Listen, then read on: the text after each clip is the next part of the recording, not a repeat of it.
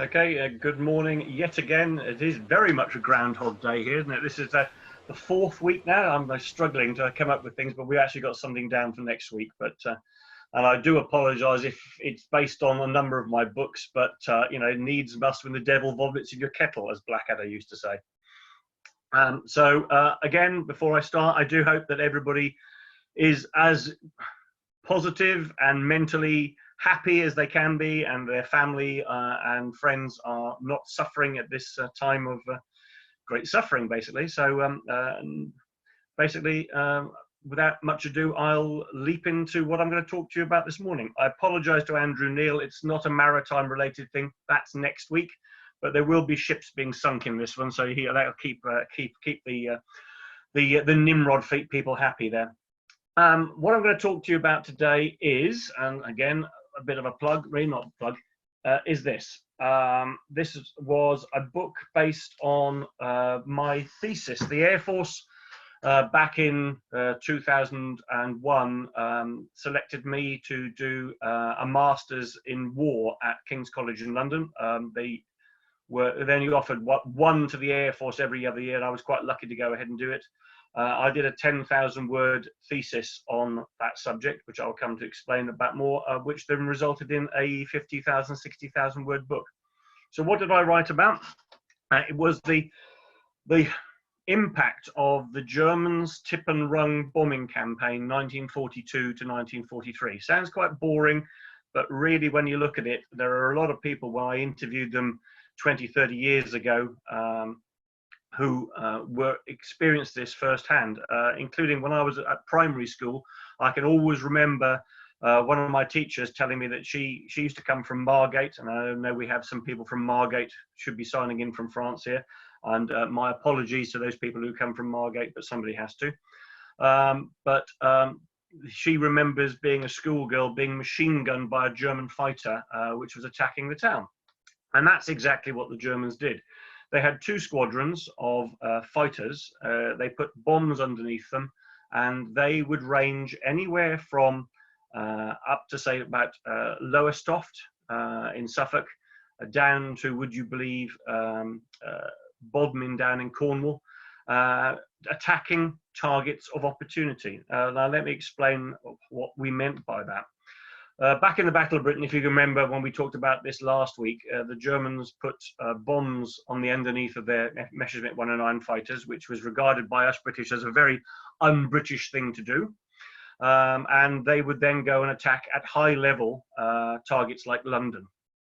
What happened, though, is after the Battle of Britain, the pure German fighter pilots didn't like the idea of slowing their aircraft. They were there to shoot down aircraft, not to go around dropping bombs on people. So the idea of fighter bombers, or as the Germans call them, Jabos, which is short for Jagdbomber, which is effectively exactly that, fighter bomber, fell out of favour. They used it sort of in Russia, but it was left to a few diehards left on the Western Front who did that. And one of the diehards was a guy called Frank Liesendahl. Now, he was a fighter pilot, but by his own admission, he wasn't a very good fighter pilot. He was shot down and taken prisoner in the Battle of France, released by the French.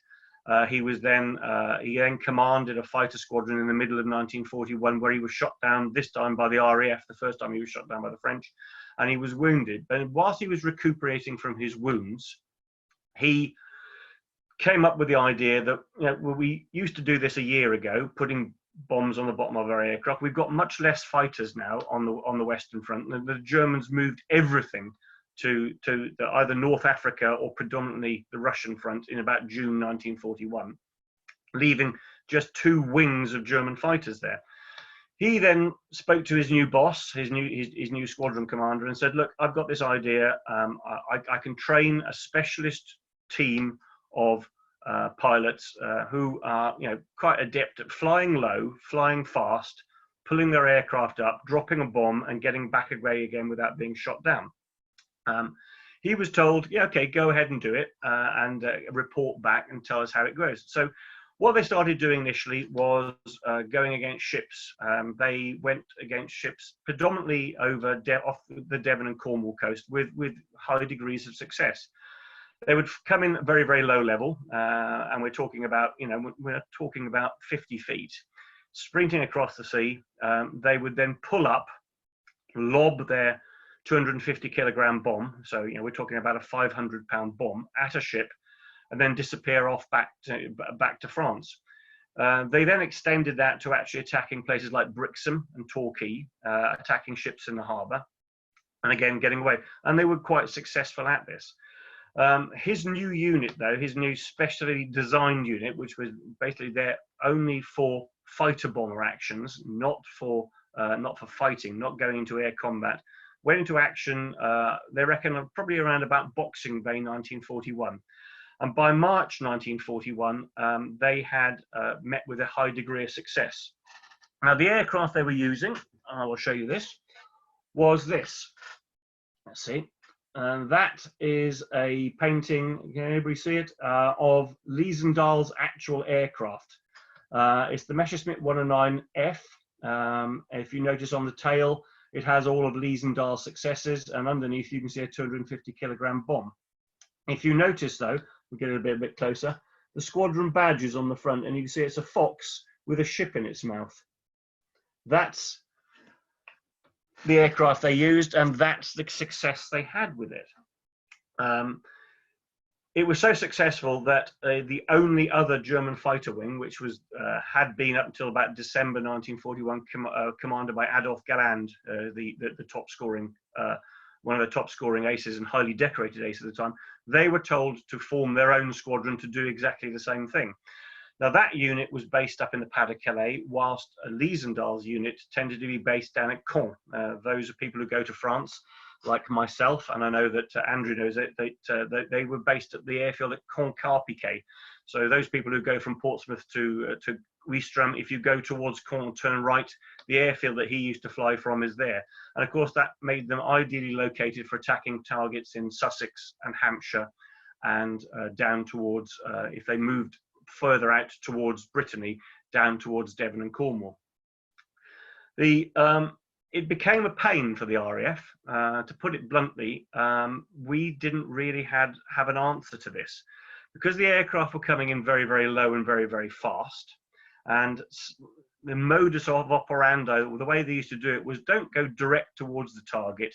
You'd cross the coast further to the west or further to the east, and then attack the target coming in from inland. So basically, you wouldn't see them coming, you wouldn't see them or hear them coming until they'd actually dropped the bombs and headed back home. To give you one sort of example, two of these from Liesendahl's unit went and attacked the centre of Salisbury in August 1940. I think I mentioned this last time, they were so successful that the sirens notifying the people of Salisbury that there was an air raid did not sound until they were on their way back home again, south of the Isle of Wight. By the time we scrambled Spitfires to intercept them, they'd come in, dropped their bombs and gone. And the targets that day were the railway station in Salisbury and the gasometer. If you can imagine, quite a big target, quite an easy target to go for. And if people have copies of my book, you'll see the chap who actually attacked Salisbury that day used to carry a camera in his cockpit, and that was one of his favourite targets to attack, were gasometers. To make matters worse for the British, now were we up against two of these squadrons, and we didn't really know what to do. They weren't actually going for the big targets. They weren't going for airfields. They weren't going for military installations. What they were doing, they were going for the likes of railway stations, troop encampments, if they could see them, soft targets. This prompted us to then mount standing patrols. They were called rat patrols, basically, because these aircraft were called by the RAF rats. So you'd have two Spitfires constantly circling over various targets in the hope that they'd be able to bounce these aircraft as they came in and came out. We also had to increase the number of anti-aircraft guns that were there. And to make matters worse, in about June 1942, the Germans decided that they had a better aircraft to carry out these fighter bomb attacks, which was this one, the Focke-Wulf 190A.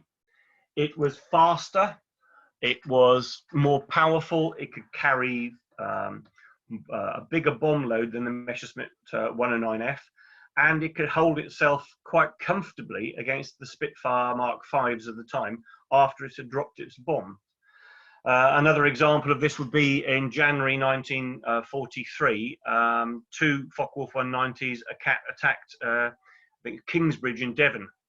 And on the way back out, they then bounced the two Czech Spitfires, which were there operating from Exeter Airport, which is now Exeter Airport, to intercept them. They shot down one, badly wounding the pilot, and they damaged the other Spitfire, badly wounding the pilot in that one as well. So you can see the success of that. So we now have two squadrons, roughly about 12 aircraft, being operated by very, very experienced pilots, and operating the latest German fighter of the time. From a German point of view, in July 1942, they suffered its worst loss when Liesendahl was shot down attacking a ship off Brixham. And if those of you who can remember, there used to be a museum down in Torbay, the Torbay Aircraft Museum.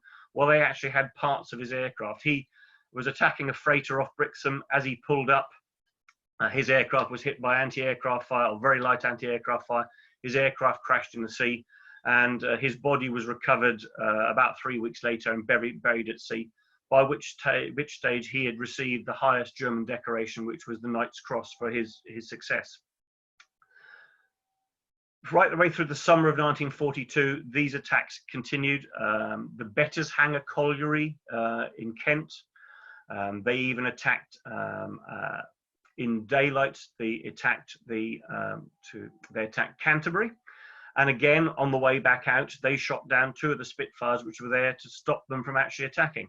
The Germans only lost one aircraft in that attack, is when a Focke-Wulf 190 collided with a barrage balloon cable, and it just managed to get back, whilst the other one was hit by light anti-aircraft fire, not heavy anti-aircraft guns, because they were totally useless at low level, and they managed to get back.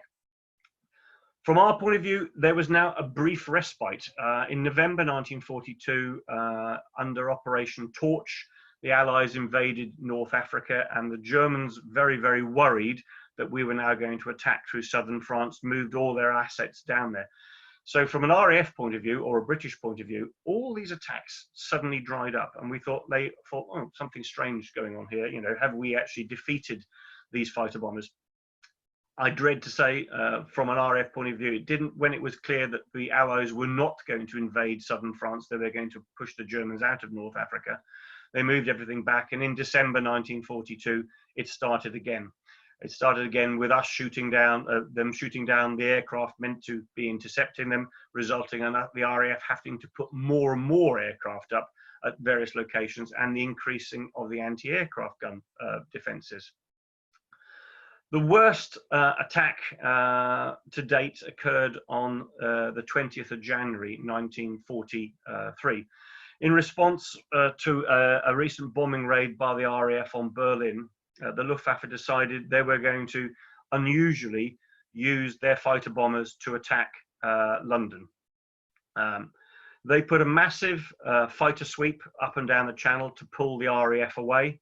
And whilst they were pulling the RAF fighters away, the fighter bombers, about 20 of them, came in at low level. They came in at low level, coming from the north, going over Greenwich, down towards Catford, and heading back out towards Sussex and Kent and back home. They hit at lunchtime. It was worked out by the Germans, if you're going to attack the British, attack them first thing in the morning, breakfast time, lunchtime when people are doing things, or in the evening. And this happened to be the worst time for us, in that we decided to bring the barrage balloons down for servicing. And as the barrage balloons came down, these 20 fighter bombers came across London. Now, they weren't after specific targets. They were there to cause chaos and mayhem. And as it was described, it was a terror attack. Unfortunately, one of the attacking aircraft dropped its bomb, which landed on a school, killing countless school children. It wasn't a deliberate target, but again, it was in part of the German aim to cause chaos and terror. The German aircraft got back. One was hit by anti-aircraft fire and crash landed, and its pilot was captured. but the aircraft then continued back to France.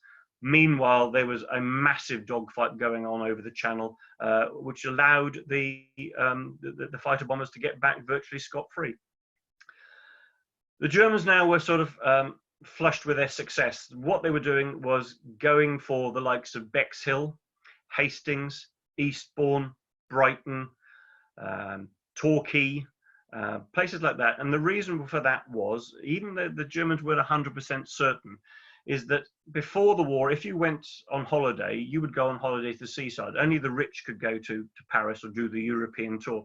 So as a result, in these towns were very, very large hotels to cater for the tourist trade. We in the RAF were now ramping up our air crew. We were having to form more bomber squadrons. We're having to train more people in Canada and in the Empire. And of course, once they'd been trained as a pilot, what they were doing, they were bringing them back. They were either doing their initial square bashing in these places, then going off to do their pilot training, then coming back, waiting before they could be assigned to an operational conversion unit or operational training unit. The trouble was, though, is that if the Germans were attacking these towns, the chances are, if you're going to drop a bomb on a hotel, there's going to be a lot of trainee aircrew. And one of the worst attacks occurred on the 30th of May, 1943. Earlier in the morning, they attacked Hastings, hitting a number of hotels, killing a small number of trainee RAF aircrew. However, around about lunchtime, they then attacked Torquay, coming in from the east, bending over the town and attacking it for the north. In that attack, 38 trained British aircrew were killed. And the same was also going on at Bournemouth at the same time. To give an example from a lady I interviewed, she was at school at the time, and that was taking advantage that Sunday afternoon to basically catch up on her schoolwork. And she was sitting in the back garden in a deck chair, and she heard a roar. And the next thing, a Focke-Wulf 190 went over her house, just above the house, and she went, "Oh, good Lord!" And she didn't hear it coming, and before she could do anything, the aircraft had gone. She said there was a whooshing noise, and a 250-kilogram bomb bounced in the garden beside her, bounced over her house, and exploded into the railway cutting the other side of the house.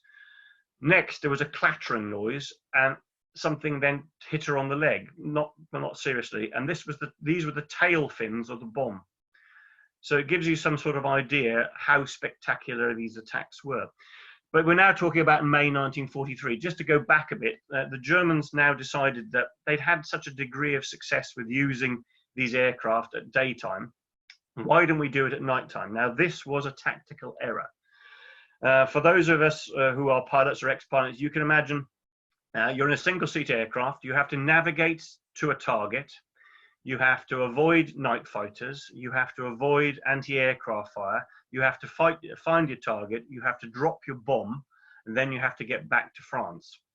The first mission, which occurred on the night of the 16th, 17th of April, 1943, with this new tactic of using these aircraft at night, was a total and utter disaster. The Germans actually lost 7 aircraft in this attack, 3 of which landed in error at RAF Westmoreland in Kent. 1 crashed on the approach. One landed and taxied through, and the pilot was captured, handing over a brand new Focke-Wulf 190 to the RAF. Whilst the final one landed, but it was suffering electrical fire, and the aircraft was on fire. And as it was taxiing in, the station commander, who some people will know, who was Group Captain Peter Townsend, ran across to the aircraft for the German pilot to clamber out to rugby tackle Peter Townsend to the ground, because he thought the aircraft was going to explode, which it didn't. It actually caught fire and burnt out. The Germans decided this wasn't a very good idea, so they put this idea on hold for another month whilst they actually sort of improved their tactics. But it was an unmitigated disaster. That they were Focke-Wulf 190s landing in Kent, crashing in the Channel. There were aircraft because the pilots were not used to flying at night, suffering accidents. 3 of them suffered accidents on takeoff and landing. Not a very good idea. Meanwhile, the daytime attacks were continuing.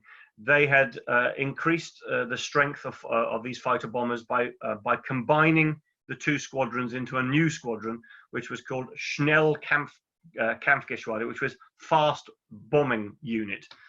But then, unusually, the Germans decided that they would move the majority of this unit to the Mediterranean, because, of course, that's where we were now pushing up through North Africa and heading up in towards Sicily and into Italy. Therefore, the last fighter bomber attack against Britain occurred on the 6th of June 1943, exactly a year before the Normandy invasion. Another attack, another very successful attack, this time on Eastbourne. They came in, they attacked, they went back out again, and that was the last time that these fighter bombers, these tip and run raiders, as they were known as by the RAF, were seen in British skies for the rest of the war. It didn't mean that the Focke-Wulf 90 with bombs on weren't seen, but they were only ever seen at night time. They started again after the disastrous attack in April 1940. In April 1943, they started continuing again in May, June, and continued right the way on through to the end of the year. But by this stage, we in the RAF were getting used to what they were doing. So gone are the days of having a standing patrol of Spitfires or Typhoons, when Typhoons were quite effective at low level against these aircraft. They were now again up against Mosquitoes. And the Mosquito could hold itself was quite successful with the latest mark of airborne radar in intercepting these aircraft. And of course, for the poor German pilots, you know, here was their worst nightmare. In an aircraft weighed down with a bomb, they're trying to avoid being shot at by the anti-aircraft fire, and the next thing they know, they've got a Mosquito on their tail. One of the German squadron commanders was actually killed when he realized he had a Mosquito on his tail. He couldn't jettison his bomb. He put his aircraft into a corkscrew maneuver to get away, and as a result, lost control, and he was killed in Suffolk when his aircraft piled into the ground with the bomb still on board. And understandably, he is still missing in action. So the fighter bombers continued in 1944 at a much smaller scale, but only operating at night time. Following the invasion of Normandy on the 6th of June, exactly a year after the last one was seen over Britain, they were pulled back to operate over Normandy. And they continued in this role, dropping bombs at night. But from our point of view, the tip and run raiders, the tip and run attackers, the campaign started, as you said, around about Christmas 1941. It ramped up in 1942, around about May, June. It continued until the 6th of June 1943, after which they weren't seen ever again in the skies over Britain. I hope that gives you some sort of idea why, if you go down to places like, I think in Eastbourne, there's a statue there of Queen Victoria. If you look very, very closely, you'll see that it's got bullet damage in it. That was done by a tip and run attacker after he dropped his bomb and was heading back to France. He decided he would strafe the town. So there are evidences there. You'll probably find a lot of school kids will remember it, but again, sadly, a lot of school kids were killed. Again, the 30th of May 1943, the attack on Torquay. One of the Focke-Wulf 190s was so low it collided with a church steeple. The pilot lost control, and his aircraft cartwheeled into a Sunday school. And again, about 30 children were killed in that. The pilot also, understandably, was killed. Ladies and gentlemen, I hope that gives you another half hour or so in introduction to a different aspect, a new aspect of the air war, which occurred over here 75 odd years ago, which is remembered by many people, including my now long past primary school teacher. So if anybody has any questions, I'm open. Thank you very much, Chris. There's a couple of questions come through, if that's all right. Mm-hmm. So the first one was, what was the difference between the Luftwaffe tip and run raids and the RAF rhubarb missions, if any? Well, rhubarbs were introduced just at the end of 1940. They were by normally 2 Spitfires. They would go at low level across to France, and they would be there to shoot up targets. They would not have, at that stage, Spitfires or Hurricanes with bombs on it. The rhubarb exactly was that. It was a strange name for it. It was, the Germans used to call them Storangriff, which were nuisance attacks, and that's exactly what it was. 2 Spitfires would pick up targets of opportunity. A big example was in May 1941, 2 Spitfires from 303 Squadron, based at RAF Northolt. They intercepted a Junkers 52 transport plane, which was carrying the air commander. So you can imagine, AOC 11 group, who was moving from one airbase to the other, and shot him down and killed him. Quite effective, but it wasn't the same as a tip and run attack in that they didn't carry bombs. The idea was to shoot up, especially with now the aircraft had 20mm cannon, trains, airfields, targets of opportunity, basically. Similar but dissimilar, if you understand it. Thank you, Chris. The second question is, when was the phrase tip and run introduced? They go on to say, as I've heard, the German Navy attacks on the northeast coastal towns such as Scarborough, Whitby, etc. during World War I being referred to as tip and run raids. Yes, they were, and if you have my book, that's exactly when it started. But it wasn't by. In the First World War, the Germans did carry out attacks predominantly by airships, and yes, they did attack Scarborough by airships. They also had these great big Gothas, which they tended to use for attacking London. But the actual term tip and run in the First World War was actually introduced by, this was German Navy float planes, which would have 1 or 2 bombs, and they would then fly over Thanet in Kent, and they were going for the Kent thing, and they were known, they were called it, because tip and run, from what I remember, was a game at the time, a bit like rounders, where you tipped the ball and you ran, so that's how they called it. So yes, it went back, but not the Gotha attacks, they weren't the tip of vans, or the Zeppelin attacks, it was the attacks by the German Navy float planes, and there's actually sort of a propaganda piece there that they did this, and they dropped a bomb, and the only thing they killed was a budgie in a cage. But again, it was the propaganda value of it at the time. Thank you, Chris. Kaz says she's got no questions, but just wanted to pass her thanks on for an informative session today. Pleasure. And that's why I'm here, to hopefully keep people away from the gardening, because I'd like to do some gardening today. I was going to order some decking oil to find out that everybody's now ordering decking oil and wood stain, and there is a global shortage. So in addition to flour, and before that toilet paper, you cannot now get decking oil for love nor money. Or fence paint. Yeah, that's right. Rich has a question. If you had the choice, would you fly a Spitfire, a 109 or an F-35? Right, Spitfire probably. 109 was a very, very cramped cockpit. F-35, I'm not clever enough or young enough to fly something like that. A lovely answer. Thank you, Chris. If there's any more questions come through, pop them through now. I'll give you a few minutes to type furiously. No one's typing furiously. Chris, can I ask a question from France, please? Yeah, but before, I can't bring the dog in because the dog is sleeping again. Ah. Chris, you spoke about them using shipping targets and also cities. Do they ever consider attacking any of the RAF airfields along the south, like Tangmere, Thorney Island, are the ones that instantly spring to mind? They wouldn't go for the major airfields because it was too much of a risk. They were heavily defended because of the attacks of the Battle of Britain.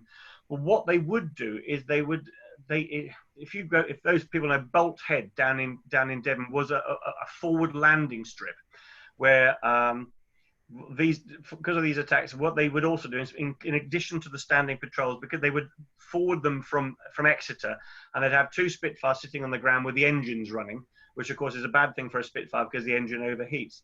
And they did attack those a number of times, but they didn't like the risk of going for Exeter, Ibsley, Tangmere, Manston. They did try a couple of times, but every time they did that, there are 2 instances. One in October 1942 where they managed to get in and out over Manston fairly quickly, only for one of the pilots to come around again to have a second attempt, and by then he just didn't have a chance. And what happened to him then, he bailed out of his aircraft. I interviewed him afterwards, and his Focke-Wulf 190, you can actually see the damage. in the days when you used to have a ferry going from Ramsgate, you used to go down through something called Wellington Crescent down to the ferry port. His 190 ended up embedded in a house there whilst he bailed out. Whilst another one which did try to do it, which was again right before the end. This was right at the start of June. It was like a last-ditch attempt. They did try to attack Manston a second time there, but again, Typhoons were ready and they shot one down. In fact, that 190 was shot down by 3 Typhoons and probably about 5 different anti-aircraft gunners. And his body, the body of that pilot, is still in Manston Cemetery. So, yes, let's go for the soft targets, but you're taking a risk by going for a heavily defended airfield, especially if it's got Spitfires lurking above it. Great. Excellent talk. Thanks, Chris. Pleasure. There's a question come through from Tom. Tom says, I've heard instances of the RAF pilots being put in the cockpit of a Spitfire with only a matter of hours training. Was that the same as was that the same case for the Germans? Again, we sort of touched this on last week. At the start of the war, the Germans basically they were a professional force. They'd been preparing for war, so they were highly trained. As the war went on, then that's a different matter. The idea as the war went on is if you managed to get through flying training without being strafed at airfields, and we were speaking this to Andrew Neal. Andrew lives down near Bergerac, south of Bergerac in southwest France. That was a Luftwaffe fighter training base during the war, which it was felt was actually quite safe. To go and attack an airfield like that is a long way away. But as the war developed, you'd have Mosquitoes going down there at day and night. You'd have not so much Spitfires, but you'd have Mustangs, P-47 Thunderbolts. You'd have Lightnings who would take great delight in flying down with their increased range, strafing airfields and coming back again. Those pilots, if they were lucky to get through that, would arrive on frontline operational stations or units with a minimal amount of flying training. And the idea, these guys were called Nachwuchs, which basically means new shoots, new buds. And the Germans had this way of protecting the more experienced pilots by putting the inexperienced guys on the outside. So they were expendable because they weren't as experienced as the guys in the center, which is why you then had the likes of 300 odd kills to guys, especially the guys in Russia. So in answer to your question, start of the war, quite experienced, better than we were in the Battle of Britain. As the war progressed, less and less and less combat experience, especially up against better aircraft, more aircraft, and the Allies by 1944-45 having air superiority, virtually air supremacy. Thank you, Chris. There's just a few comments saying thank you. Thanks, Chris, for another interesting and engaging talk, and brilliant thanks from the person that asked the question. So brilliant feedback there, guys. Thank you so much for joining us today. If you could raise your mug or raise your glass or give Chris a round of applause for his time, that would be lovely. Decking oil would be nice, decking oil. Decking oil. If you have any decking oil, we can pass on Chris's email address to send the decking oil. Thank you so much for joining us today, Chris, and thank you so much for joining us, everyone. Chris will be back next week. Chris, you're talking about air warfare over the Bay of Biscay. Just for Andrew. There we go. Lovely stuff. I will look forward to it. Thank you very much. Thank you for joining us, team. Bye. Enjoy the rest of your weekend. Thank you. Bye.